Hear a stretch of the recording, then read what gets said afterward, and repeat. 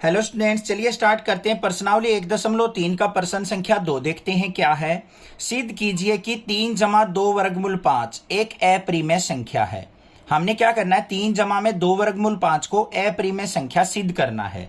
तो कैसे करेंगे, हम यहाँ पे अपनी कल्पना लेके चलेंगे कि ये जो संख्या दे रखी है हमें, ये परिमेय दे रखी है, और फिर हम अपनी कल्पना को गलत सिद्ध कर देंगे तो ये अपने आप ही क्या हो जाएगी, अप्रिमेय। ठीक है, तो देखो कैसे करेंगे। सबसे पहले क्या माना 3 जमा में 2 वर्गमूल 5 परिमेय संख्या है, परिमेय संख्या है। अगर मैं आपको यहां पे प्रूव कर दूं कि 3 जमा में 2 वर्गमूल 5 जो हमने परिमेय मानी थी वो कल्पना हमारी गलत है, तो ये अपने आप कौन सी संख्या बन जाएगी बच्चों, अप्रिमेय बन जाएगी। समझ में आ गई ना बात। ठीक है, यही करते हैं हम। तो यहां पे देखो ये परिमेय संख्या है, तो हम इसको 3 जमा में 2 वर्गमूल 5 को भिन्न के रूप में लिख सकते हैं। ये इसके बराबर होगा a बटा b के, और a b दोनों क्या होंगे, हमारे सह अभाज्य संख्याएं, सह अभाज्य संख्या है। अब सहअभाज्य संख्या क्या है, जोन सी संख्या जिनका HCF ओनली 1 होता हो उनको हम क्या कहते हैं, सहअभाज्य संख्या। तो 3 जमा में 2 वर्गमूल 5 बराबर किसके हो गया, हमारा a बटा b के। अब क्या करो, यहां से 3 को ले जाओ इस तरफ, वर्गमूल वाली जो संख्या है उसको रखेंगे हम लेफ्ट साइड, बाकी संख्याओं को ले जाएंगे राइट साइड। तो यहां पे क्या हो गया, 2 वर्गमूल 5 बराबर है a बटा b घटा 3।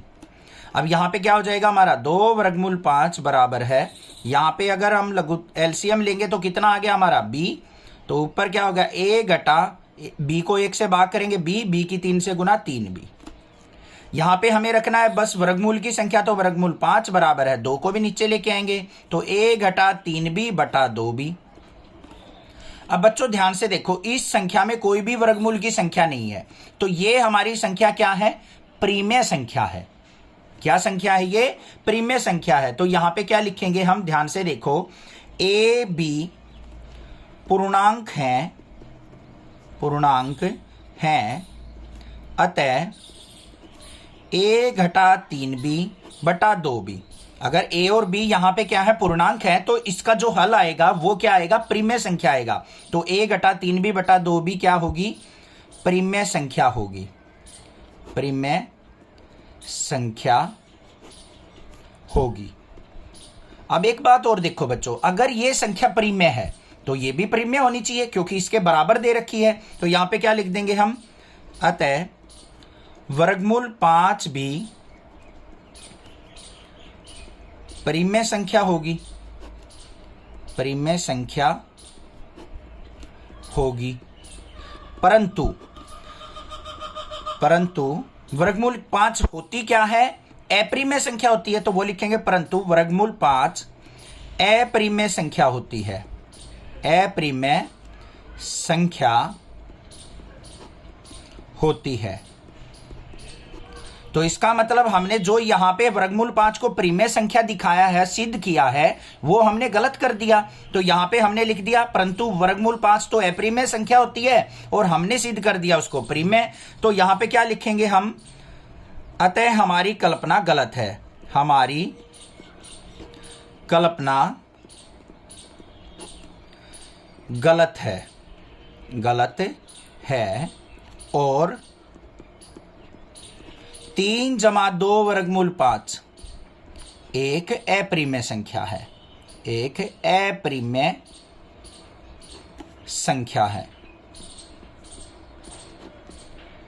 समझ में आ गया किस तरीके से करना था, कोई दिक्कत नहीं होगी। थोड़ा सा ध्यान लगाने की जरूरत है, रटना नहीं है कुछ भी। हमने क्या करना था, हमने क्या किया, अप्रिमेय संख्या सिद्ध करनी थी। 3 जमा में 2 वर्गमूल 5 को हमने क्या किया, उसको परिमेय मान के चल पड़े, और हम क्या कर देंगे, इसको गलत साबित कर देंगे कि जो हमने परिमेय मानी थी ना, हमने गलत मानी है। अब 3 जमा में 2 वर्गमूल 5 को हमने हल किया, तो यहां पे क्या आ गया मेरे पास, ये आ गया, वर्गमूल 5 बराबर है ये, और ये क्या है, यहाँ पे a b दोनों पूर्णांक है, तो इसका हल क्या आएगा, हमारा परिमेय संख्या आएगी। इसका मतलब वर्गमूल 5 भी परिमेय होनी चाहिए, परंतु वर्गमूल 5 तो अप्रिमेय होती है। तो हमने यहाँ पे क्या कर दिया, गलती कर दी भाई।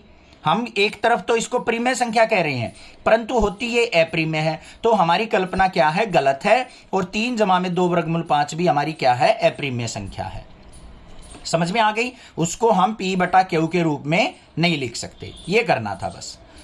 समझ में आ गया होगा? कोई भी दिक्कत लगे आप मुझसे पूछिए, मैं आपकी हेल्प जरूर करूंगा। आप भी चैनल को सपोर्ट कीजिए। Thank you students for watching next classes video.